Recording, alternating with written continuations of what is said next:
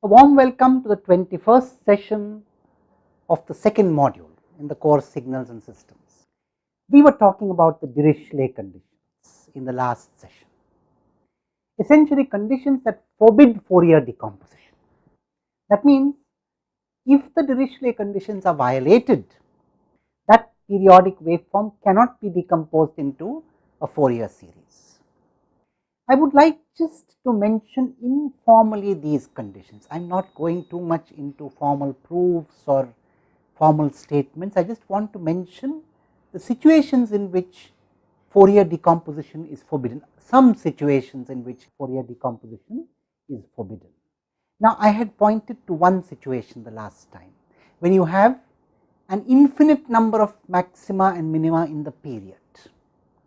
There is one more situation which forbids Fourier decomposition, which I would now like to explain. So, let us take one more forbidden situation for Fourier decomposition. I would best explain it with an example. Let us visualize a waveform x of t as follows. It is periodic with period capital T, and let us look at it in the period from 0 to t. Let us divide this period into 2. So, you have t by 2 here. Let us assume that the waveform is to reach its maximum value of 1 ultimately. So, the waveform is going to rise, let us say, from a very small value here to an ultimate value, an asymptotic value. Let us say this value is 0.1, the asymptotic value is 1 at t. Now, at t by 2, it overcomes half the gap.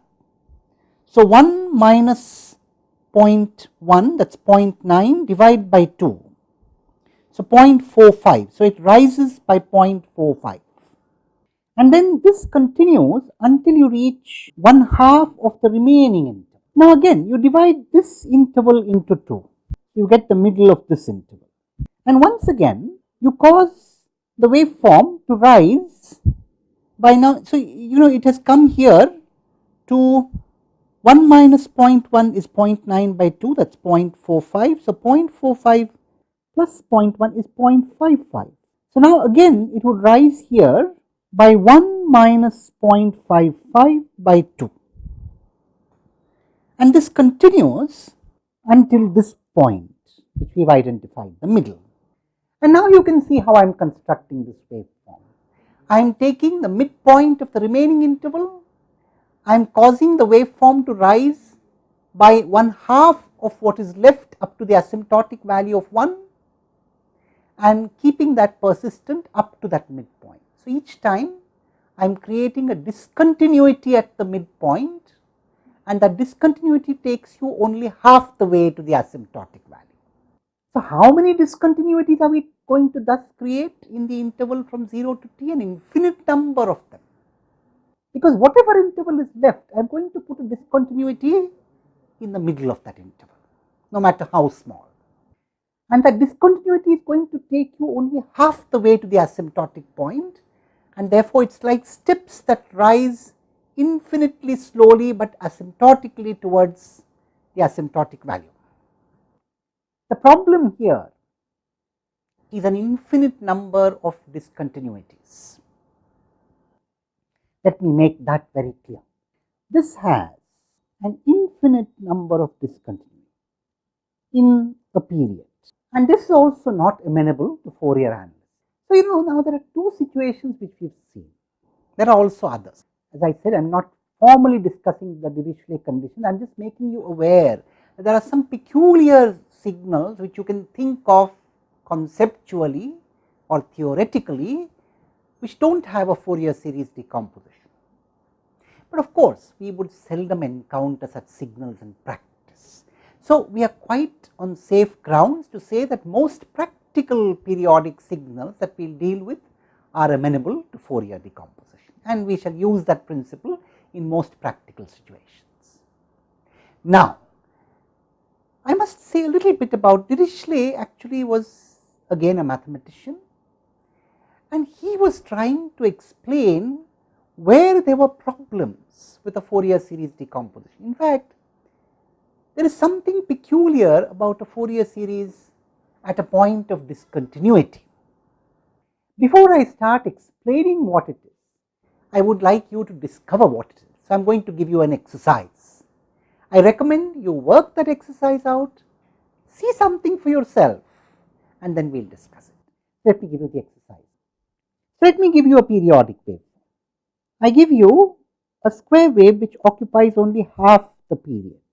So, it is 1 between 0 and t by 2 and 0 between t by 2 and t. This is x of t in the interval 0 to t, and x of t is equal to x of t plus capital T for all t. This is the periodic waveform that you are going to deal with.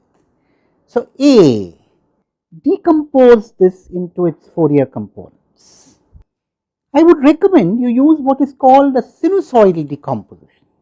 So, construct it of the form k equal to 1 to infinity ak cos 2 pi by t kt plus phi k summed from 1 to infinity plus a0. Part B, finely plot the partial sum. For example, you could take n equal to, let us say, 2 first, then 4, then you could take 10, maybe you could take 12, then you could take 15, perhaps you can go on like that. Plot for a fine grid. So, for example, you could take t equal to, let us say, you could take 2048 points, t divided by 2048 multiplied by n for n going from 0 to 2047. So, you will have 2048 points in that fine interval. So, essentially we are trying to take as many points as you can. I mean, 2048 is just an indicative number, but you could as well take large number of points and plot this partial sum. So, you are plotting it finely because you want to get a feel for the continuous function, and you are plotting it as a function of how many terms of the Fourier series you have included. And observe what happens as you increase n. Do you go closer and closer to the periodic waveform that you aspire to reach? Are there problems at some points? Especially look at the point of discontinuity. Let me mark that down for you in the exercise.